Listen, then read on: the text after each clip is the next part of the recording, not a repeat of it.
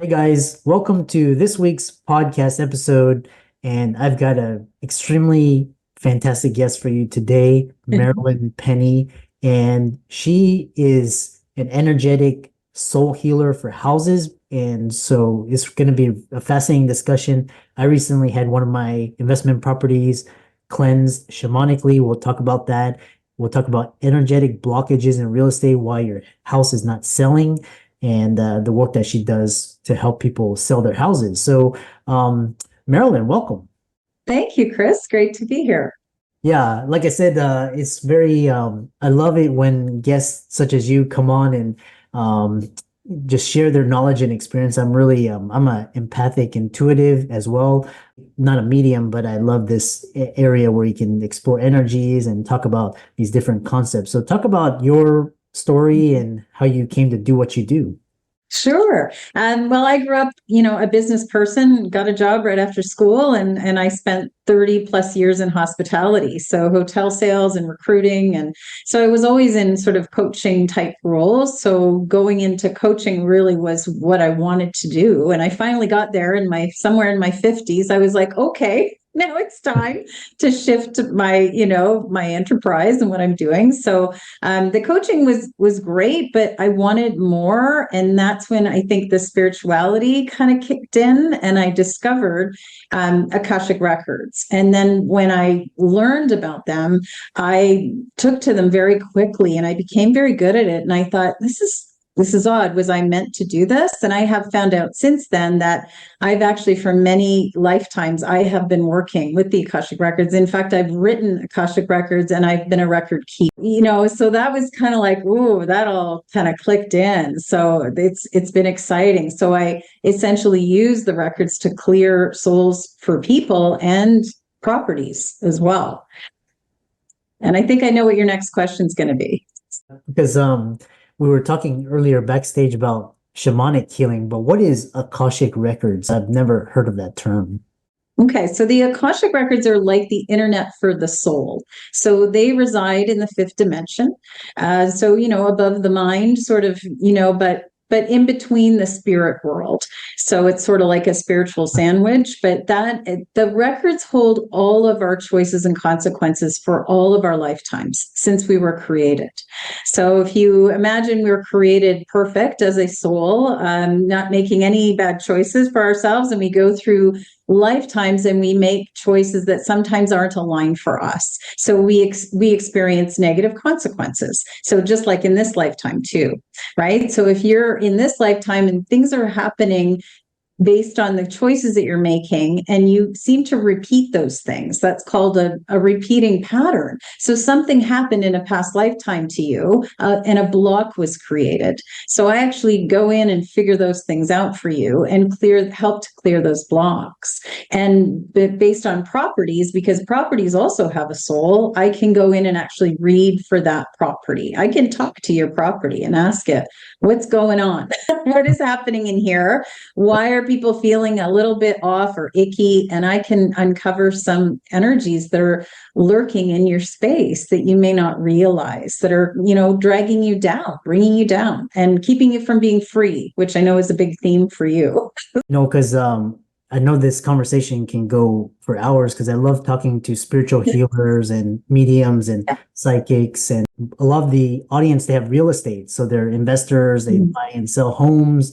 And so talk about how this applies to houses.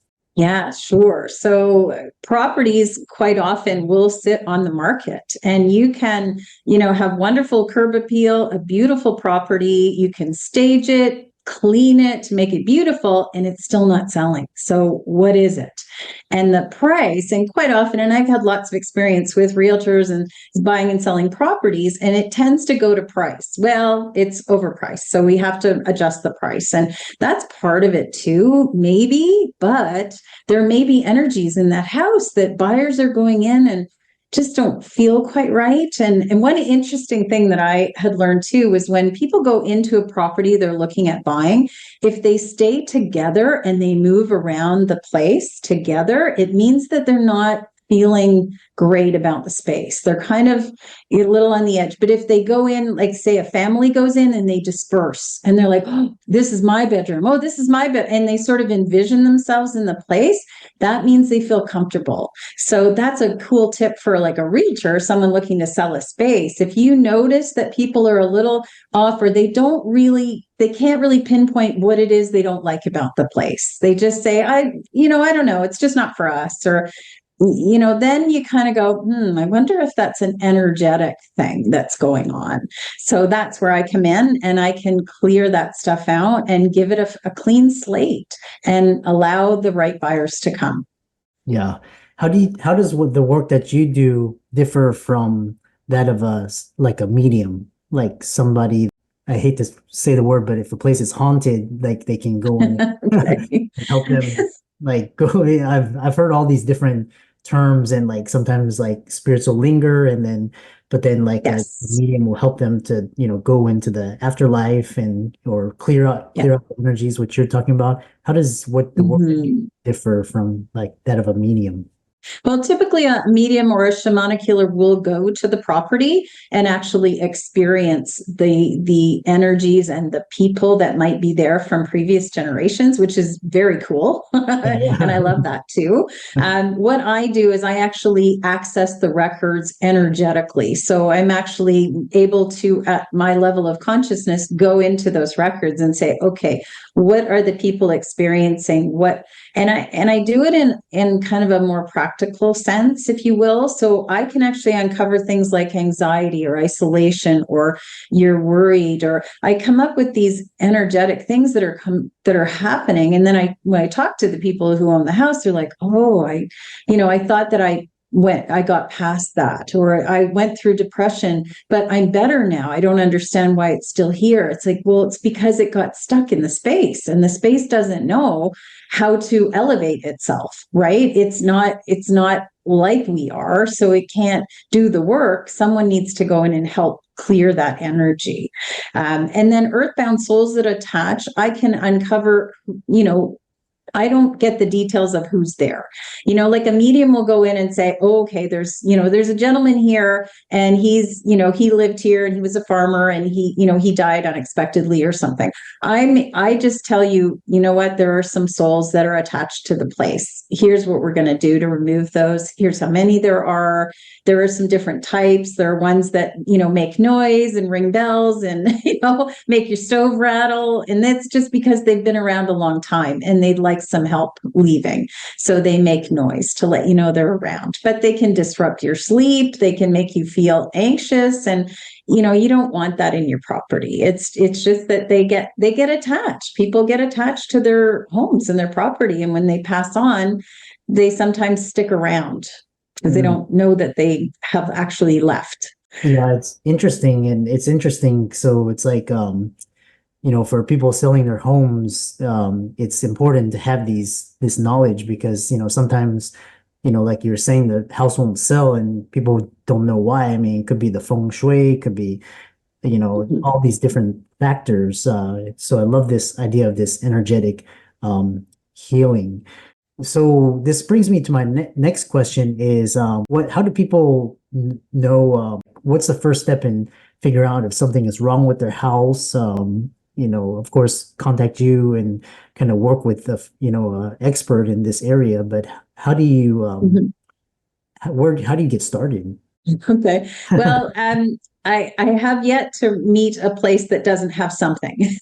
So your property typically has some energies in it that you have fostered over time. So pretty much every property can benefit from a clearing, and the people in the house can benefit too.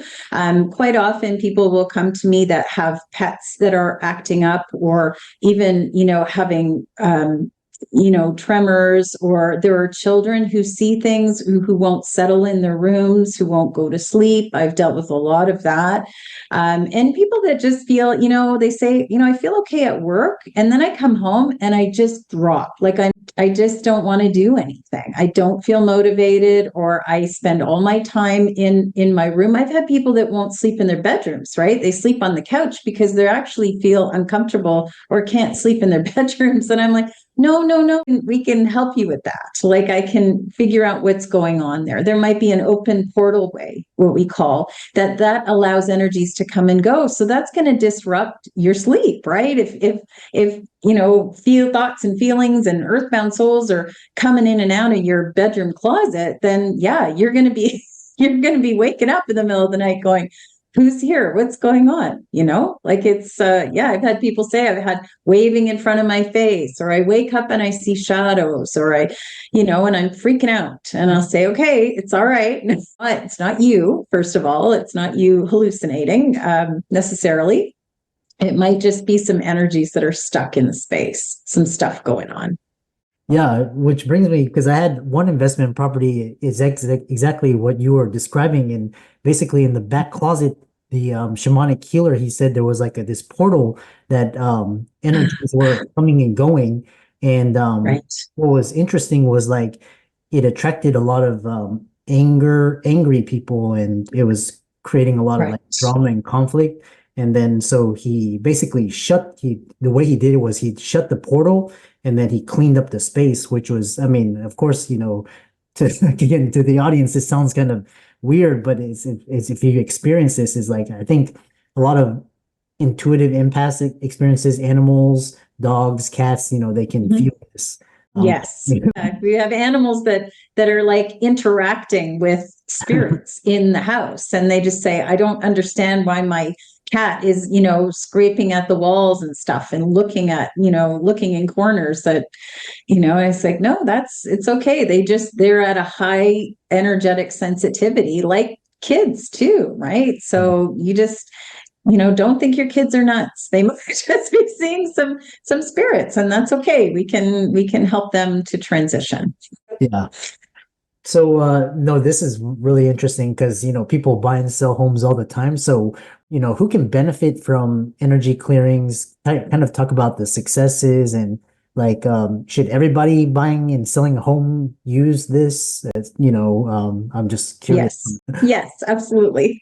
Yeah, I would encourage anyone that, has a property, whether it's new or old. I'm also looking at the land that the property is on. So the land that you have a property, a house or a building, any kind of building on, it's actually energetically assigned. So when it's created, right? So it could have been a battleground at one time. It could have been a burial ground. It's not always assigned as a home. So if you're living in a house that was on a piece of land that was assigned as a battleground, you might find that you're a little feisty in that house. You're having these arguments that are coming out of nowhere, and you're like, why is this like this? And every time I find that out in a house that it's not, energetically assigned, they're like, oh, I get it now.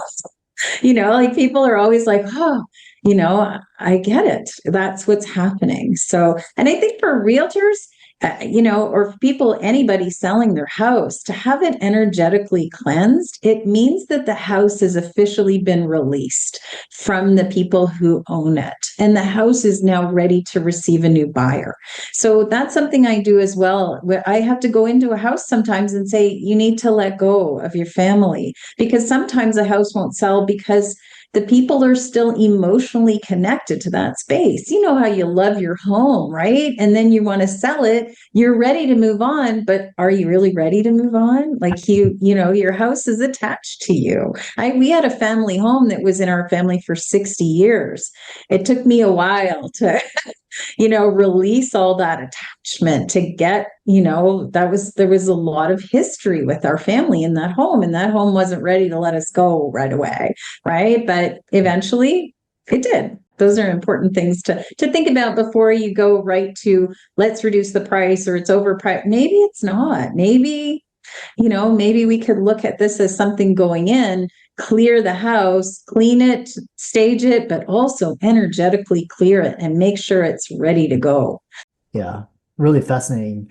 I grew up in a house as a teenager. I think that it was built on a like kind of a previous burial ground because and then we had a shamanic monk come and look at it and he was saying like the feng shui of the house was backwards and like the fireplace Oh, was facing the front door and that was like causing arguments and like there was like three or four like ghosts and I could like feel them like I'd like know where they were.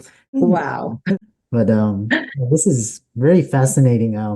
And it's just like energetic, like talk about how energy accumulates, just like we have dust and stuff accumulate, but also like energy in homes accumulate. And this question of why does my house go bump in the night? What is that? Well, that just means that when you were talking about energy accumulating, so say you have some anxiety, so and you have open portals in your house, so you're feeling a little bit anxious, and there's a earthbound soul that loves anxiety and stays earthbound with that energy, so it's going to come in and attach to you and make your anxiety bigger, and then that feeling will start to perpetuate for you. And then it's going to get stuck. It literally gets stuck in your walls, right? And then you might either you maybe take some medication or you work through your anxiety and you feel better. But then you come back in the house, and the minute you start to feel a little bit of anxiety, there it comes again.